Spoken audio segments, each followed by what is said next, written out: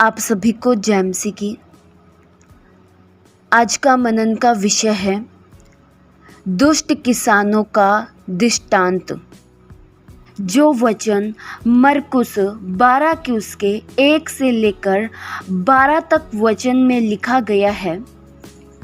प्रियो, इस दृष्टांत में हम इस बात को जान पाते हैं कि किसी मनुष्य ने दाख की बारी लगाई और उसके चारों ओर बाड़ा बांधा, रस का कुंड खोदा, गुम्मट बनाया और किसानों को उसका ठेका देकर परदेश चला गया।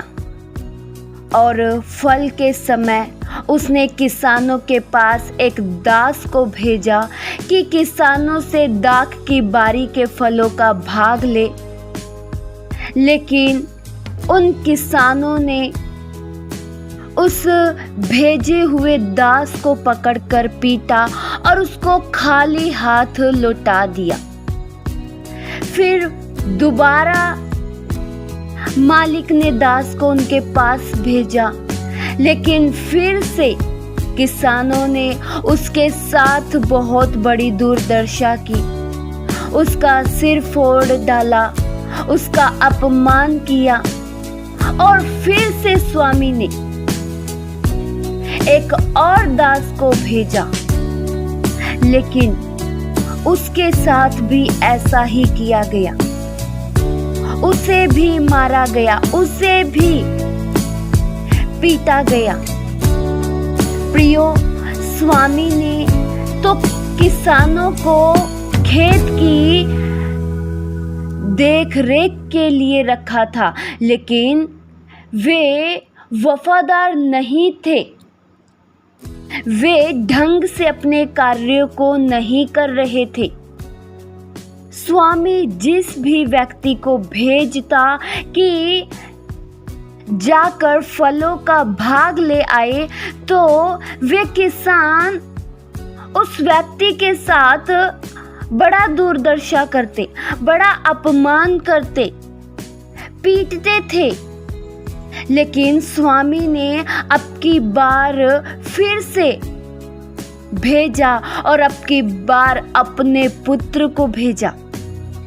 खेत के स्वामी ने अपने पुत्र को इसलिए भेजा कि वे यह सोचकर आदर करेंगे कि अब की बार तो वारिस आया है, अब की बार तो खुद का पुत्र आया है, और वे डर के कारण सारा हिसाब देंगे।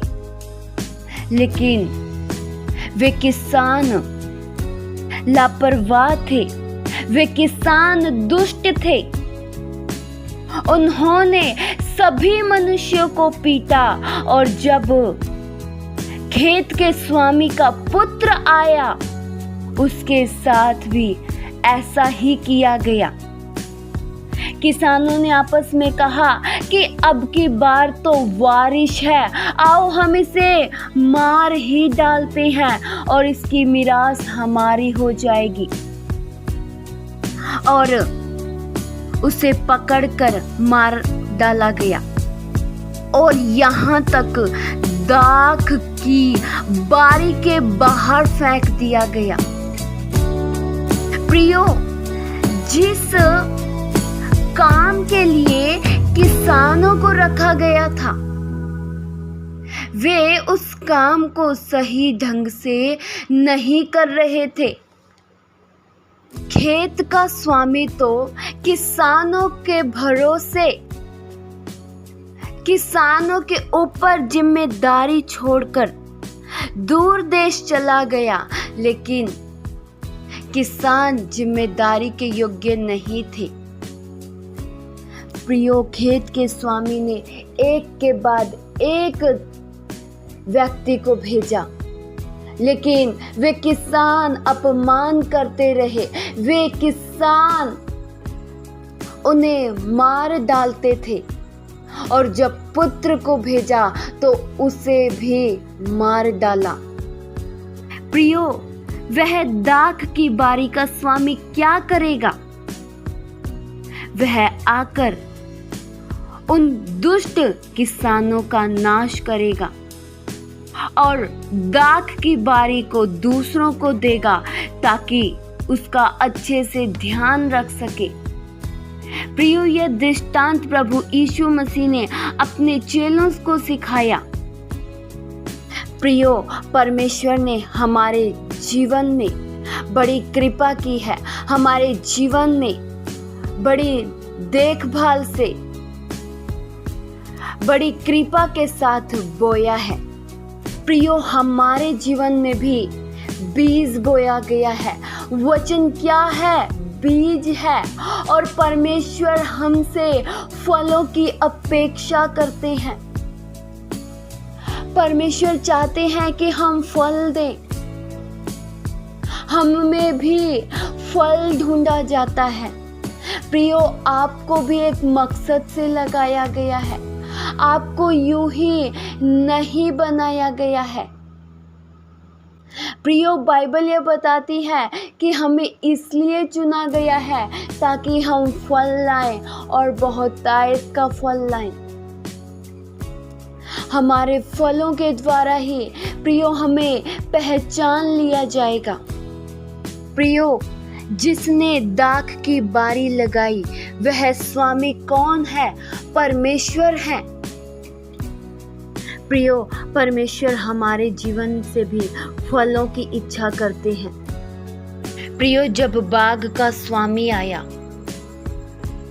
तो उस स्वामी ने किसानों का नाश किया और अपनी भूमि को उन दुष्ट किसानों से छीनकर उस व्यक्ति को दिया जो विश्वास योग्य हो। प्रियो, परमेश्वर को भी विश्वास योग्य मनुष्य की आवश्यकता है।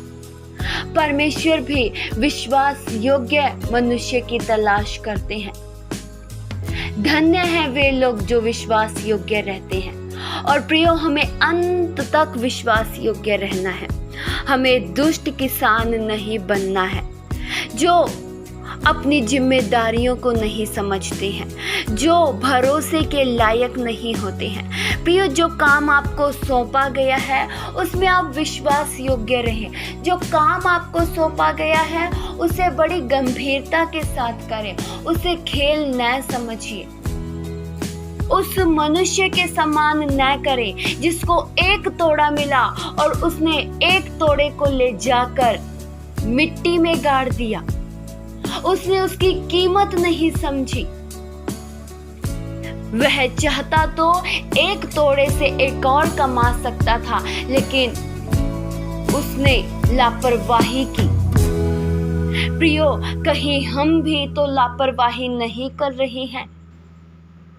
प्रियो, गंभीर हो जाएं और जो जिम्मेदारी आपको सौंपी गई है उसे जिम्मेदारी के साथ करें।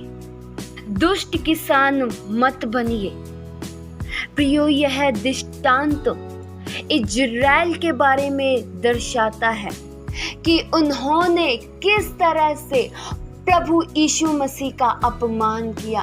उन्होंने किस तरह से भविष्यद्वक्ताओं को ठुकरा दिया, भविष्यद्वक्ताओं के साथ अपमान किया। और केवल भविष्यद्वक्ताओं के साथ ही नहीं, लेकिन उन्होंने पुत्र अर्थात प्रभु यीशु मसीह का भी अपमान किया। लेकिन प्रियो, यह दृष्टांत केवल इज़राइली लोगों तक ही सीमित नहीं है। आज का ये वचन हमसे भी बात करता है। यह वचन हमसे भी अलग अलग प्रकार से बातें करता है। इस वचन के द्वारा परमेश्वर आप सभी को बहुतायत सी आशीष दे। आइए हम प्रार्थना करें। हालेलुया। स्वर्गीय आसमानी पिता परमेश्वर, हम आपका धन्यवाद करते हैं प्रभु। हम में फल लगे प्रभु, फलों से हमारी पहचान हो जाती है। हमें जो जिम्मेदारी आपने सौंपी है प्रभु, उसे बड़ी गंभीरता के साथ हम करें। हम में लापरवाही नहीं, लेकिन विश्वास योग्यता के साथ करें। हम दुष्ट ना बने जो अपने कार्यों को नहीं समझते हैं। हम अंत तक विश्वास योग्य बने रहें। प्रभु हमारी अगुवाई कीजिए, हमारी मदद कीजिए प्रभु। हम सचेत रहें, हम जागते रहें और आपके कार्यों में सदैव लगे रहें, सदैव आपकी महिमा करते रहें। ये प्रार्थना प्रभु यीशु मसीह के जीवित पवित्र नाम से मांगते हैं। सुनो और कबूल करो पिता, आमीन।